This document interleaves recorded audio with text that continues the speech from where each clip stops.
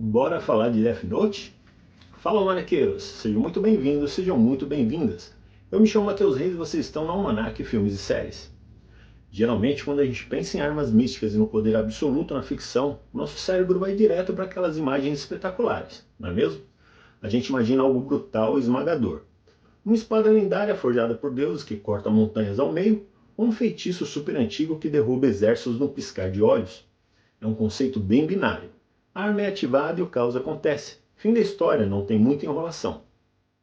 Mas aí, almanaqueiros, a gente olha para um dos universos mais fascinantes já criados, o universo de Death Note, e aqui é uma mudança completa de paradigma. Nós temos nas mãos uma arma suprema, um artefato capaz de tirar qualquer pessoa do jogo de um jeito quase indetectável. E o que essa arma é fisicamente? Um caderno. É literalmente material escolar. De repente, aquele poder divino e colossal sai do campo de batalhas e vira a definição absoluta de regra fatal. Porque o que parece simples, na verdade, é um labirinto jurídico cheio de cláusulas, condições e aquelas entrelinhas bem miúdas. E é por isso que no nosso vídeo de hoje a gente não vai ficar só naquela de escreva o nome e a pessoa sai de cena. A minha missão hoje é atuar como um verdadeiro fanático dessa franquia focado em compartilhar as engrenagens mais obscuras da obra. E ó, para trazer esse conteúdo para vocês, a pesquisa do Almanac vasculhou de tudo, hein? Usei a enciclopédia oficial, a wiki da obra, além de artigos super detalhados de portais como o CBR, Aficionados e ListFist. Tudo para extrair as 3 regras mais raras, curiosas e desconhecidas do uso do caderno. Regras que honestamente mudam tudo que a gente acha que sabe sobre esse universo.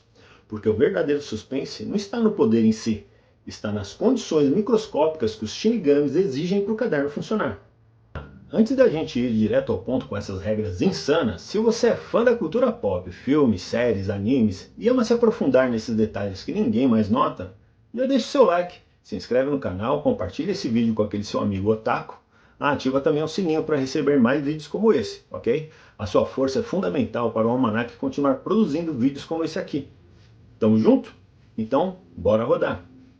A premissa mais básica logo no começo da história é que para o caderno poder funcionar, o portador precisa ter o rosto do alvo em mente e escrever o nome de forma perfeita. Simples na teoria, né? Mas aí entra o fator humano. E se o usuário for péssimo em ortografia? Imagina a pessoa lá sob pressão, a mão suando e comete um erro de digitação grotesco na hora H. Essa dinâmica entre a falha humana e a precisão mágica é onde o sistema fica bizarríssimo. A pesquisa do Almanac mostra uma diretriz literal sobre os erros de escrita.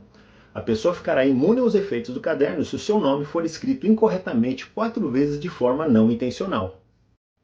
Imune para sempre, almanaqueiros. A pessoa ganha um passe livre de invencibilidade cósmica só porque o usuário matou as aulas de gramática. Pelo menos em relação àquele caderno específico, ela não pode mais ser afetada por ele. O impacto prático disso é gigantesco. É uma brecha quase cômica num sistema super sombrio. Pura sorte. Mas aí vem a pergunta de milhão. E se alguém tentar bancar o espertinho? Digamos que o usuário do caderno descobre que o nome de alguém que ele ama está na mira, ou quer proteger um amigo, por exemplo. O que impede dessa pessoa de errar o nome 4 vezes de propósito para garantir essa imunidade? Pois é aí que o sistema prova que foi projetado para prever a malandragem. A regra é implacável. A continuação direta dessa regra diz o seguinte: se o escritor errar o nome de sua vítima 4 vezes intencionalmente, ele sai de cena e a vítima continuará vulnerável ao caderno. A consequência acontece na mesma hora. Mas como um objeto de papel sabe a intenção por trás da escrita? O caderno não é só um objeto inanimado como a gente conhece. Ele é um fragmento espiritual do próprio Deus da Morte e se vincula à mente de quem o toca. O sistema audita a intenção genuína em tempo real. Ele diferencia se você quer prejudicar alguém ou se queria fraudar a lei do capiroto. Talvez vocês concordem comigo, isso é assustadoramente genial. É como se o universo dissesse: tudo bem, você é humano, está nervoso e errou a letra sem querer. A vida segue. Ele aceita a falha orgânica, mas tem tolerância zero para a má fé. Tentar dar um jeitinho resulta numa consequência instantânea para o próprio usuário. E o mais cruel, aquela pessoa que ele tentou salvar heroicamente continuará vulnerável se outro usuário tentar afetá-la no futuro. Nenhuma boa ação fica impune. Isso eleva a tensão a um nível absurdo. Ali entre ser o deus do novo mundo e ter um ataque cardíaco por causa de uma rasura é fina demais. Agora mudando de engrenagem um pouco. Se o sistema é tão exigente, será que existem restrições sobre quem pode ser afetado? Tipo, se a caligrafia estiver perfeita, qualquer ser humano do planeta sai de cena de uma vez?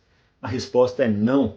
O caderno não tem jurisdição sobre todo mundo. Existem dois extremos da existência humana, que estão completamente fora dos limites legais do artefato. A pesquisa do Almanac aponta a regra exata. O Death Note não surte efeito com aqueles com menos de 780 dias de idade. Pensa comigo. 780 dias. Um ano tem 365 dias. 2 anos dão 730. O universo dos Shinigamis não quis arredondar para 2 anos. Ele exige 780 dias exatos, o que dá 2 anos e pouco mais de um mês. É de uma frieza matemática bizarra e impressionante. E não para por aí não, porque o outro extremo da vida também tem um teto bizarro. Você não pode fazer o caderno funcionar com humanos com 124 anos de idade ou mais. É literalmente uma plaquinha de parque de diversões. Sabe aquelas que diz você deve ter no mínimo 780 dias e no máximo 124 anos para entrar no brinquedo maldito do além. Mas por que essas idades? Calma, eu explico. Os deuses dos não-vivos teriam algum tipo de bússola moral secreta que impede de eles afetarem os bebês? Numa primeira leitura pode até parecer que eles sentem pena de criancinhas, mas a realidade é muito mais pragmática e sombria. Presta atenção. Lembra de como funcionam os olhos de Shinigami? Eles precisam ver o rosto da pessoa para enxergar o tempo de vida. A limitação dos 780 dias é provavelmente um problema de reconhecimento facial. Isso do próprio Cosmos. Nos primeiros 2 anos, o rosto do bebê muda drasticamente e a identidade espiritual da criança ainda não se solidificou. Não é compaixão cósmica, é mera limitação de hardware. O Wi-Fi espiritual do bebê é fraco demais para o caderno baixar o arquivo. E sobre o limite de 124 anos? A explicação nos leva direto para a economia macabra dos Shinigamis. Eles não agem por justiça, eles retiram anos de vida das pessoas para continuarem vivendo, absorvendo os anos restantes das vítimas para si próprios. Agora explique essa lógica para um humano de 124 anos. Nesse caso, não sobrou fundo nenhum na conta biológica dessa pessoa. A margem de lucro em anos de vida é zero. Não há interesse em retirar mais anos de quem já estourou o limite. Inclusive, a pesquisa do Almanac revela outra regra auxiliar.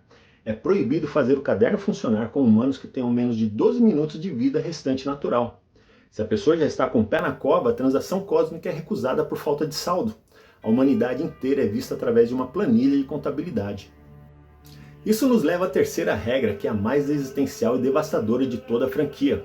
A regra do vazio, o conceito do Mu. Essa regra simplesmente derruba a maior lenda urbana que os fãs cultivaram por anos. Lembram daquela fala emblemática do Ryuk para o Light lá no começo? O humano que usar esse caderno não poderá ir para o céu nem para o inferno. Essa frase enganou uma geração inteira, inclusive eu. A galera assumiu que isso era uma punição exclusiva para quem usava o caderno e que as pessoas normais iriam para um paraíso. Mas a pesquisa do Almanac crava a regra suprema do universo do Death Note. Todos os seres humanos, sem exceção, irão desaparecer desse mundo. Depois que se vão, o lugar para onde vão é o nada, Mu. E complementa ainda, uma vez que foram, eles nunca mais podem voltar à vida. Prestem bem atenção no termo, sem exceção. Isso não é uma regrinha técnica, é uma avalanche filosófica. Derruba qualquer noção confortável de justiça. Mostra que aquele universo é regido por um niilismo total e impiedoso. A conduta moral durante a vida não muda uma vírgula no balanço final do pós-vida. Isso invalida toda a premissa que move a jornada do Light Yagami.